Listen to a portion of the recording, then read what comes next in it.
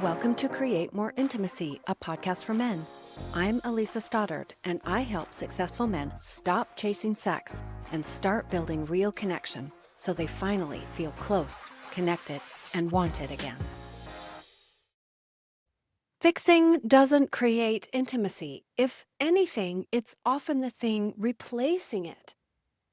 Most men don't realize this shift happened until the sex is already gone, and then they can't remember the last time that they actually did anything with their partner. Welcome to episode 39, Fixing Doesn't Create Intimacy. Today, I want to talk about what happens and why it feels so confusing and what most men do instead of connecting when the intimacy starts to feel risky. If you're listening to this and thinking, wow, that sounds uncomfortably familiar, you aren't alone. Most men don't wake up one day and decide to disconnect from their partner. This isn't about not caring, giving up, or checking out. In fact, most men I work with are doing a lot. They're busy, successful men. They're responsible. They're handling tasks and managing logistics. They keep life moving, especially when it comes to providing. But somewhere along the way, many men start believing that this level of effort should count as connection, that being dependable and helpful and productive should somehow equal closeness, that doing what needs to be done should be noticed and appreciated and rewarded. What often goes unseen is that much of this effort lives in the category of baseline adulthood. It keeps life functioning, but it doesn't create emotional closeness. When intimacy starts to feel strained and awkward or disappointing, many men don't know what else to reach for, so they double down on what they can control. They stay busy. They stay useful. They focus on tasks instead of tension. And over time, fixing and productivity quietly take the place of emotional engagement. Not because men don't want connection, they do. But it feels so uncertain and risky. And honestly, sometimes they tell me they feel very humiliated. So instead of leaning in emotionally, they lean into efficiency. They stop initiating anything that might expose rejection, and they keep conversations practical and very surface level. They handle life together, but they stop relating to each other. And that's how relationships slowly turn into sort of maintenance. There are often no big blow-ups, no one single dramatic moment, but it's this gradual loss of engagement. And when that engagement fades, intimacy and sex and shared experiences usually fade right along with it. One of the most important things to understand about this pattern is that it rarely starts as avoidance on purpose. Most men do not think, I'm going to stop engaging with her. What happens instead is far more subtle. When conversations start leading to tension and shutdowns and arguments, many men pull back just enough to keep the peace. They stop bringing things up. They stop asking questions. And they for sure don't want anything to go sideways, so they stop saying what they actually think or feel. I'm positive that in the beginning, this feels reasonable to them because they're thinking, why should I start another fight or rock the boat here? Why say something if it's just going to blow up anyway? So conversations just get more narrow. And they start talking mostly about like schedules and kids and money and logistics. And life administration of this shared life that they have doesn't replace the connection. The cost of this doesn't show up immediately, which is why it can be so easy to miss. But underneath that surface calm, something else is starting to build. I know you know what it is. If you said resentment, you're right. Resentment for all the effort that feels unseen. Resentment for doing so much and feeling so little reciprocation or closeness. Resentment for wanting connection and not knowing how to ask for it without being rejected or dismissed. And this is where fixing enters the picture. Because instead of addressing the distance directly, many men try to solve around it. They do more. They help more. They stay busy. And they quietly hope that all this effort will substitute for engagement. But avoiding real conversations doesn't make problems go away. It pushes it underground. Many of you say, yeah, I'm good at sweeping things under the rug. And when something like that goes underground, it usually comes back as resentment. This is why intimacy fades long before men realize what's happening. It fades because emotional engagement slowly gives way to avoidance, efficiency, and unspoken frustration. Once that shift takes hold, the relationship can still look functional on the outside while feeling completely empty inside. By the time the lack of sex becomes impossible to ignore, this pattern has usually been in place for years, maybe. What men notice first isn't the emotional distance itself, but its absence of sex or shared experiences. They look up one day and realize they're living alongside their partner, their roommates. They're managing life together, but they no longer move through life together. That realization matters so much. It's not a solution, but it is a signal that something so much deeper has been unfolding for a long time.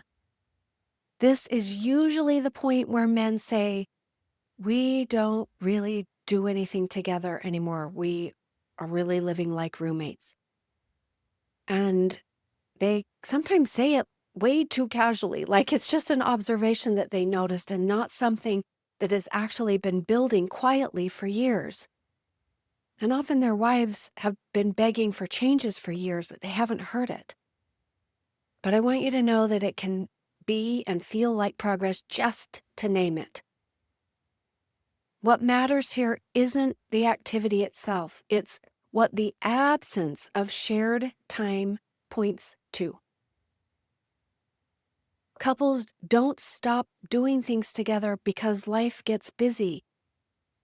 They stop because being together started to feel awkward and tense and disappointing or emotionally unrewarding. This is true on both sides. And when that happens, most men don't think they're avoiding connection. They think that they're just being realistic, that there's really no point and that she wouldn't enjoy it or it would end up in a fight. And that they feel that they would just feel irritated or rejected. So instead of risking another letdown, they just pull back. They stop initiating time together. They stop suggesting anything that might get rejected or turned down. They stop creating opportunities for closeness. Predominantly, I see that men do this out of self-protection. This is why doing things together feels like such a big realization when intimacy is already gone. Activities don't fix the relationship, but their absence reveals how long emotional engagement has been missing. You can add activities back in and still feel disconnected. You can go to dinner or take a walk or travel together and still feel like you're sitting next to a stranger. Shared time or proximity without that emotional presence doesn't create intimacy. It fills the space. This is where many men get discouraged. They try doing more together, and when that doesn't change how she responds, they conclude that nothing will work. But the problem never was the activity. The problem was that the emotional channel had already been closed. And that brings us to the skill most men are never taught. What's missing here isn't desire or effort or love, it's capacity. Most men were never taught how to stay emotionally engaged when connection doesn't feel that great. They weren't taught how to stay present when they feel unwanted or rejected. They weren't taught how to initiate connection without having it be filled with pressure or expectation for it to lead to something. They weren't taught how to speak honestly without defending or shutting down. So when intimacy starts to feel tense or disappointing, they just default to what they know. They fix it, they manage it, they stay useful, or they withdraw. And I want you to know that I know it isn't because they have stopped caring. It means they ran out of tools. Emotional engagement isn't about talking more or explaining yourself better. It's about staying emotionally available when you don't know how the interaction is going to land. That's the part most men were never shown how to do. So when conversations start leading to conflict or silence, they turn to protecting themselves and they stop bringing things up. They stop asking for what they want. They stop risking vulnerability and instead they try to earn closeness indirectly through effort, reliability, and doing what needs to be done, hoping they'll get points for it or that it will count. Guys, intimacy doesn't work that way. Closeness grows when someone feels emotionally met, not managed. Desire grows when there's presence, not pressure for a desired outcome, for it to lead to something. And this is where many men feel stuck. They sense that the fixing isn't working, but they don't know what to replace it with. So they either keep doing more of what hasn't worked, or they pull back and withdraw even further. I'm sure you can see that neither of these has even a chance of restoring intimacy. And for many men, there's a moment of relief when they finally see this pattern and they think, wow, that explains so much. That is why awareness matters. But it's also why many men are stalled out. Insight can feel like progress, even when nothing actually changes. Knowing the pattern doesn't automatically give you the skills. And once a man sees it, he often tries to correct it in ways that backfire. He'll talk more, but it comes out pressured or inauthentic. He initiates connection, but with all these unspoken expectations that she can spot a mile away. He'll open up, but only after resentment has gotten so bad and built to be such an elephant in the room. And when that doesn't go well, it reinforces his belief that connection is too risky. So he retreats again, back to fixing, back to productivity, back to distance. Emotional engagement is a practice. It's not simply a realization. And without guidance, effort just turns into pressure, and pressure pushes intimacy even further away. If you've been listening to this episode and quietly nodding along, this part matters. Do not judge yourself. We're not here to assign blame, but simply to be honest. Where have you been fixing instead of engaging? Where have you chosen this production efficiency business over being present? Where have you handled tasks instead of addressing the tension? Where have you stayed useful because that felt safer than being emotionally exposed? And where have you stopped initiating connection because you didn't want to feel rejected again? Seeing yourself honestly doesn't mean that you suddenly know what to do. I know that. It means you stop pretending that more effort or more fixing will solve something that requires a totally different way of showing up. If this episode helps you see yourself or your relationship more clearly, fantastic. And if you want help understanding what this looks like in your marriage, not in theory, but in practice, you can book a call with me. That call isn't about fixing your pattern. It's really about clarity, helping you really understand what's happening, about what's missing, and what would need to change for intimacy to come back. Because let's be honest, you don't need another to-do list. You need a different way to show up. Thanks for being here. See you next time.